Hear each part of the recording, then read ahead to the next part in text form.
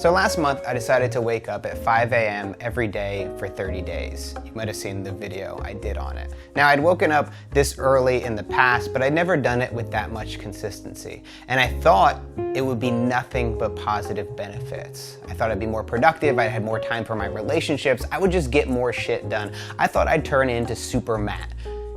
It turns out I was super wrong. I made a mistake. And the big mistake that I made was that I was trying to put someone else's formula onto my life. That's not inherently bad. That's the nature of experimenting and trying different things. And sometimes it works out. But when it doesn't, we need to know when to switch up, when to try something different, and when to let these ideas go. There aren't many videos on YouTube of people talking about the benefits of sleeping in. In fact, the exact opposite is true. Go online and you'll see dozens and dozens of videos of people talking about the amazing, life-changing benefits of waking up early. Who in their right mind, what kind of idiot would make a video about waking up early?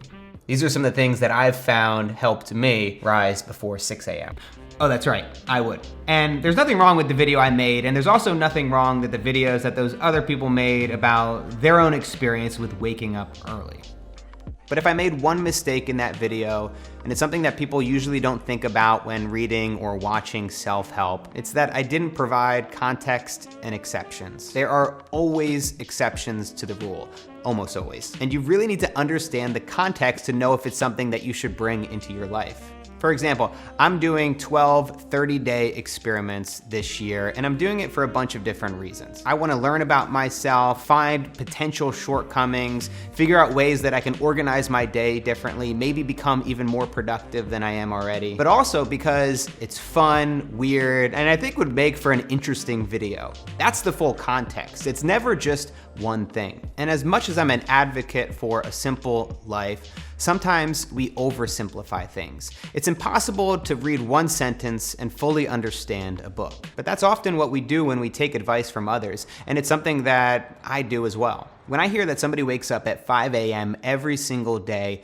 without fail, I can't help but think that this person is a productivity god. They must have their life so organized, their priorities set. They must know something that I don't. And yeah, while it might be an indication of discipline, it almost certainly is an indication of discipline. For the most part, the only thing you can tell about this person's life with that knowledge is that they wake up at 5 a.m. every morning. Personally, by experimenting with that routine, I found that it wasn't for me. The rigid structure not only prevented me from getting a full night's sleep, it often forced me to sacrifice time with my family, friends, and activities past 8 p.m. Like, a lot of really cool shit happens past 8 p.m. Comedy shows, nights out with friends, drinks, dodgeball, rave parties. I've never been to a rave party.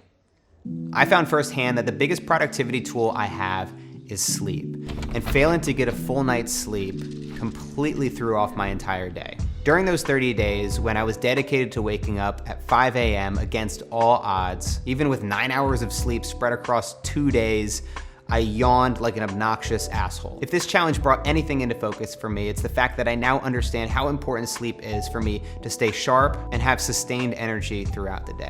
Not to mention, according to Matthew Walker's book, Why We Sleep, there appear to be two biological ways in which humans do sleep. There are the night owls and the early risers, suggesting that for early tribes and communities, it was safer to have people awake longer during the day and the night to prevent from outside intruders like lions and Mormon missionaries. Regardless, today's society often looks at the night owls as lazy and unproductive. Why can't you wake up at 5 a.m. like the rest of us high performers?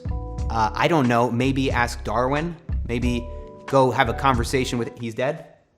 But you come across these messages all the time, and if you watch this YouTube channel, you probably get it a lot from me. Advice on how to build habits, stay healthy, find success. But what you often don't hear are the context and disclaimers. Like, hey, this works for me, but it might not work for you. Or try experimenting with this, but if it doesn't work, change things up. Just know for me personally, yeah, there are some things that I've figured out, some things that work really well for my lifestyle, but I'm often changing things up. My workouts change, I try different diets.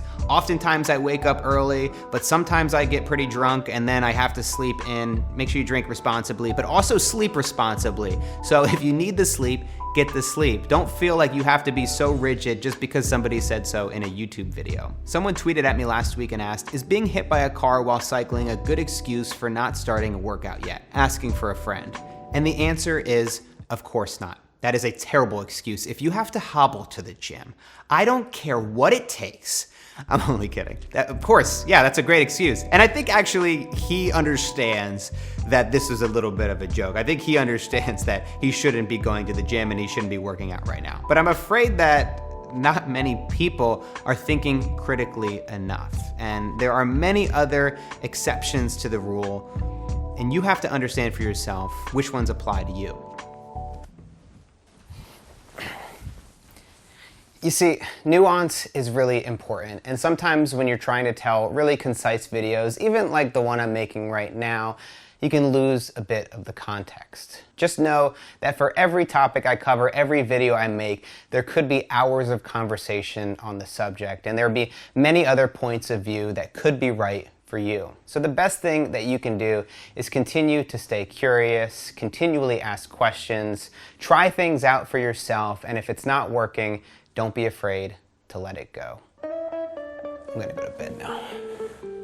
Thanks for watching. If you love Nuance, I've decided to make some changes to my podcast. It's now gonna be more of a companion to the YouTube channel where I talk with my friends about related topics and get into the weeds of each of them. I just released an episode with Sorella Moore about quitting social media. I literally felt like something was hijacking my brain. Subscribe via your favorite podcasting app by searching for The Ground Up Show or going to groundupshow.com. I wasn't actually going to bed. I'm just shooting a video here. I wouldn't go to sleep with a camera mounted above my bed or with my pants on. So, thanks for watching.